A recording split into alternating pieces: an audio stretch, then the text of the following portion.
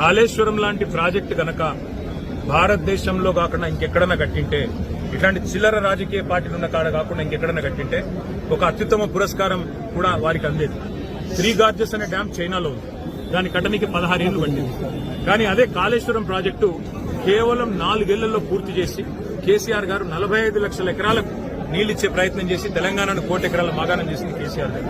అందుకే ఈరోజు కేసీఆర్ గారి మీద ఏదైతే కక్ష సాధింపు చర్యలు బీజేపీ కాంగ్రెస్ కలిసి చేస్తున్నాయో, దున్నపోతు ఈ నిందని ఒకడంటే దుడ్డెను కట్టేయమని ఇంకోడన్నట్టు 100 కంపోనెంట్లుండే కాళేశ్వరం ప్రాజెక్టులో ఒక్క కంపోనెంట్ లో ఒక్క మేడిగడ్డ బరాజ్ లో 2 పిల్లర్లకు పగుళ్లు వస్తే అది కూడా కాంగ్రెస్ వాళ్ళే లుచ్చాపనం చేసి ఉంటారని నా నమ్మకం. ఈ రోజు కూడా ఖచ్చితంగా మరి ఇవాళ కేసీఆర్ గారిని బద్నాం చేయాలనే కుట్ర ఏదైతే కాంగ్రెస్ బీజేపీ చేస్తున్నారో, ఈ కమిషన్ ముందు కూడా విచారణలో నిజాలు బయటకు వస్తాయి.